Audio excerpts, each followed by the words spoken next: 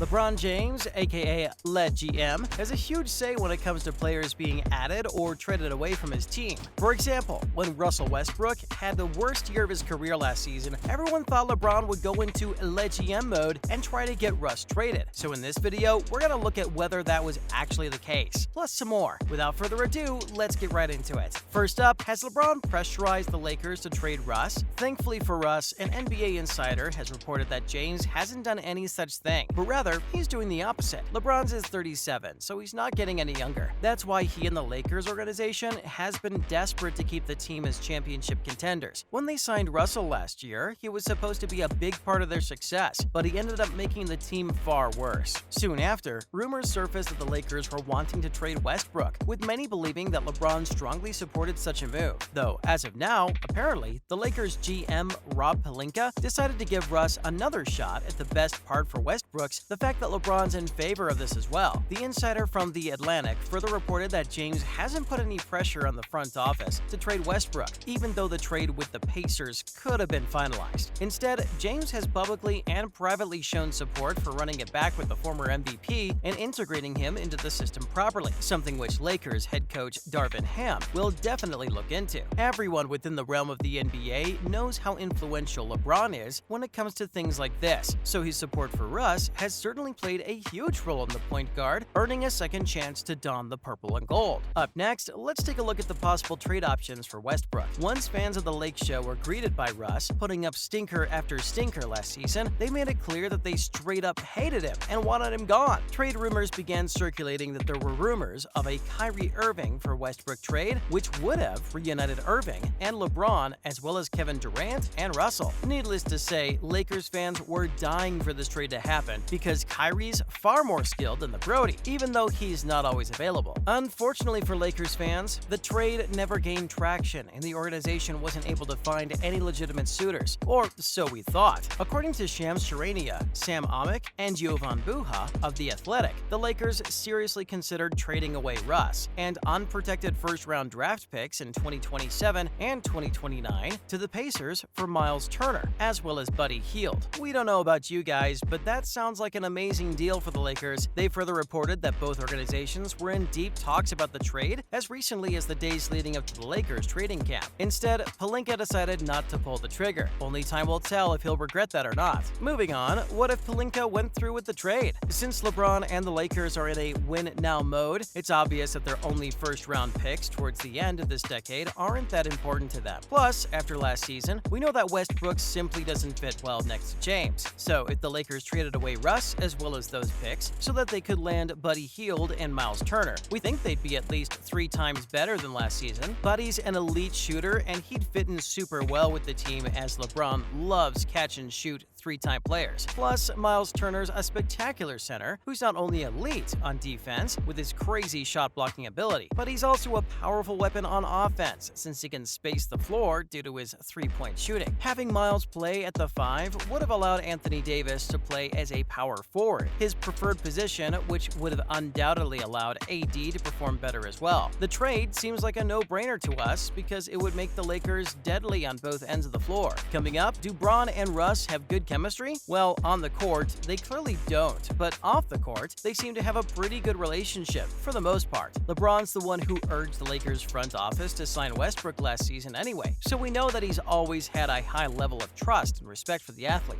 After the disaster that was last season, many thought the two weren't as close anymore. What made people really believe this further was the fact that when they both attended a Lakers Summer League, came back in July of this year, they sat worlds apart and didn't even meet. That's right, they didn't even dap each other up, which was just bizarre to us all. Since the two didn't bother acknowledging each other, the media went wild. Thankfully though, it seems as if the two have a great relationship as of now. In August, LeBron made it no secret that he has a lot of faith in having a bounce-back year, saying that he simply can't wait for the Brody to go off on everyone in the upcoming season. What's more, towards the end of September, James said that he thinks Westbrook can absolutely have a successful year in LA and that he's excited about being part of Russell's redemption arc. So, keeping keeping recent comments from LeBron in mind, we'd say the relationship's pretty good right now. Lastly, what if Russ fails the Lakers once again? If the first half of the upcoming season is a repeat of last year, with the Lakers struggling and Russ doing nothing of value on the court, then Russ needs to go pronto. No matter who the Lakers get for Westbrook, they should just accept the offer because they'll have no time to waste by that point in the season. Ideally, the Lakers should try to finalize that Pacers deal if Westbrook shows no signs of improvement. What do you guys think? What are some good trade packages for Westbrook that the Lakers should look into? Let us know in the comments. Now let's move on to some other news. First up, what if Giannis became the ultimate all-around player? Giannis is one of the most dominant players in the NBA right now, and for many people, he's either the best or second best player in the league as of now. Despite that, he's been criticized for lacking skills since, according to some people, like James Harden, he does nothing but run and dunk. So when he was recently asked by Ahmad Rashad about which skills he'd like to take from some of the NBA's finest legends, he didn't hold back. The Greek Freak said that he'd like to take Michael Jordan's midi, Kobe's footwork, Reggie Miller's shooting, Shaq's dominance, and Magic Johnson's hee-hee. Giannis is already an absolute beast on offense and defense, so to even imagine him having all those skills added to his game is beyond scary. He'd easily be the most complete and unstoppable player, leaving behind MJ, LeBron, and Kobe on all-time lists. Up next, Skip Bayless shocks us all. Skip's been LeBron's #1 hater for as long as we can remember. No matter what, Skip's found a way to bring King James down. It's just ridiculous at this point, but for the first time, Bayless actually came to LeBron's defense while talking about Kareem Abdul-Jabbar's recent comments on James. Ever since Bron joined the Lakers, Kareem's had nothing but bad things to say about James, leaving many people quite frustrated with the legend. To everyone's surprise, instead of joining in on the LeBron hate, Bayless actually said that Kareem's criticisms are unfair and stem from his jealousy of LeBron. After all, King James is about to surpass Abdul-Jabbar and become #1 on the all-time scoring list in a Lakers jersey. That's the jersey Kareem wore when he set the records ages ago. Were you as shocked as us when you found out that Skip actually defended LeBron for once? Finally, Draymond Green fights with his teammate again. Everybody knows Dre is the most vocal and aggressive player in the NBA as of today, but this causes him to butt heads with his teammates as well. While it's normal for veteran teammates to yell at the younger guys in the squad to motivate them, a legit fight breaking out right after isn't exactly common. Unfortunately, this is exactly what happened during a Golden State Warriors practice as Draymond and Jordan Poole got into a heated exchange, which ended with Green striking JP right in the chest. Green could be suspended by the Warriors due to his actions, but this event further shows how volatile the forward is. This isn't the first time Green's done such a thing. The athlete had a terrible verbal spat with KD back in November 2018 as well, which ultimately led to Durant's departure, but Green clearly hasn't changed his ways. Over the years, it's become increasingly clear Dre desperately needs to have better control over his emotions, or else he'll keep causing problems for the Warriors. That's a wrap for this video. Are you guys surprised that LeBron and the Lakers want to give Westbrook another chance? Let us know in the comments below. As always, remember to give this video a big thumbs up and subscribe to our channel for more videos like this. See you in the next one.